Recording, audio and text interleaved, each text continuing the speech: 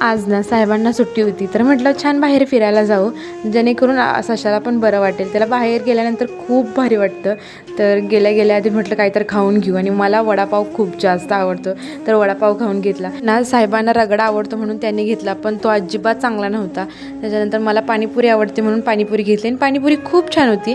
मग दोघांनी पण पोटभर खाऊन घेतली, कारण आजचा दिवस फक्त खाण्याचा होता आणि आम्ही खूप जास्त खाल्लं होतं आज.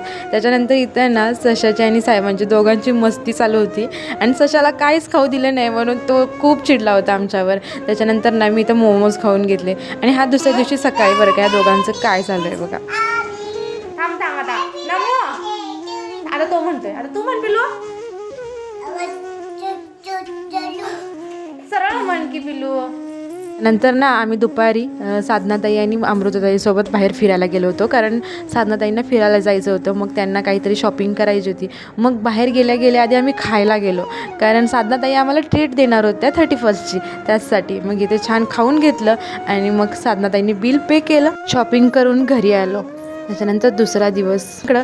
त्याच्यानंतर ना मी येतानाही भगवद्गीता घेऊन आले होते. मग 1 जानेवारीला पहिल्यांदा मी भगवद्गीता वाचायला घेतली फ्रेश होऊन, आणि इथं सशाला पण वाचायचं होतं, तर तो म्हणत होता मला दे, तर त्याला पण बघायला दिलं. तर त्याचे बघा काय चालू आहे. त्याच्यानंतर ना मंदिरात गेलो स्वामींच्या दर्शनासाठी. तर स्वामींच्या दर्शनाला गेल्यानंतर मला माहिती होतं की आजपासून पूर्ण वर्ष खूप छान जाणार आहे. तर म्हटलं इथूनच आपण दिवसाची सुरुवात छान अशी केली पाहिजे, वर्षाची सुरुवात छान अशी केली पाहिजेत, त्यासाठी गेलो.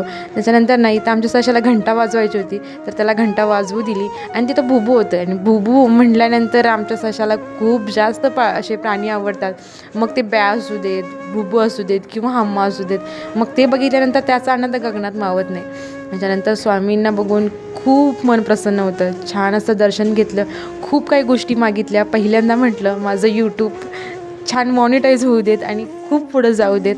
आता ना पप्पांना सुट्टी आहे म्हटल्यावर या बाप लेकांची दोघांची मस्ती दिवस रात्र चालू असते. आणि ही भिंगरी जी काय ती हातावरच घेऊन फिरवायची होती आमच्या सशाला, आणि त्यांचे हेच नखरे चालू होते, आणि त्याला तर खूप भारी वाटत होते ते केल्यानंतर. त्याच्यानंतर ना आमच्या या सगळ्या फ्लोअरच्या पोरांची आजी म्हणजे सानूची आजी, तर त्यांचा बड्डे होता आज 1 जानेवारीला.